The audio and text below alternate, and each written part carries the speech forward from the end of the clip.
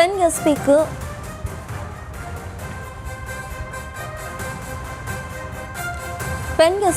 பாலியல் தொல்லை கொடுத்த வழக்கில் முன்னாள் சிறப்பு டிஜிபி ராஜேஷ் தாஸ் மேல்முறையீட்டு மீதான வழக்கு விசாரணை நாளைக்கு ஒத்திவைக்கப்பட்டுள்ளது.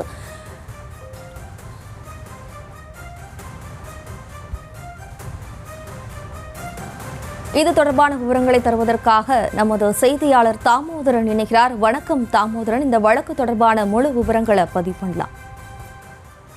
வணக்கம் ஜெயஸ்ரீ. விழுப்புரம் மாவட்ட நீதிமன்றத்தில் முன்னாள் பெண் எஸ்பிக்கு பாலியல் தொல்லை கொடுத்ததாக முன்னாள் சிறப்பு டிஜிபி ராஜேஷ் தாஸ் மீது மாவட்ட முதன்மை குற்றவியல் நீதிமன்றத்தில் 3 ஆண்டுகள் சிறை தண்டனையும் 20,500 ரூபாய் அபராதம் விதிக்கப்பட்டிருந்தது. இந்நிலையில் இந்த வழக்கின் மீதான மேல்முறையீடினை விழுப்புரம் மாவட்ட முதன்மை அமர்வு நீதிமன்றத்தில் ராஜேஷ் தாஸ் தரப்பு வழக்கறிஞர்கள் தாக்கல் செய்யப்பட்டது. இந்த வழக்கின் மீதான மேல்முறையீடு விசாரணை விழுப்புரம் மாவட்ட முதன்மை அமர்வு நீதிமன்றம் நடைபெற்று வந்தது.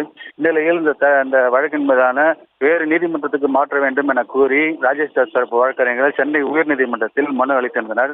இந்த மனுவினை தள்ளுபடி செய்த நிலையில் இந்த மனுவை தள்ளுபடி செய்ததுடன் வருகின்ற நாளை 24ஆம் தேதிக்குள் இந்த வழக்கினை முடிக்க வேண்டும் என உத்தரவிட்டிருந்தனர்.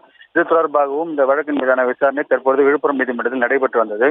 இந்த வழக்கின் மீதான விசாரணை நடைபெற்று வந்த நிலையில் இந்த வழக்கின் மீதான விசாரணையை நாளை ஒத்திவைத்து விழுப்புரம் மாவட்ட முதன்மை அமர்வு நீதிமன்ற நீதிபதி பூர்ணிமா உத்தரவிட்டார். மேலும் இந்த நாளைக்குள் இந்த வழக்கின் மேல்முறையீட்டு தீர்ப்பினை வழங்க வேண்டும் என சென்னை உயர்நீதிமன்றம் உத்தரவு அளித்திருந்த நிலையில் நாளை விசாரணைக்கு போட்டுள்ளனர். தற்போது நாளை இந்த வழக்கின் மீதான மேல்முறையீட்டு தீர்ப்பு நாளைய தேதி வழங்கப்படும் என தகவல் தெரிவிக்கின்றனர்.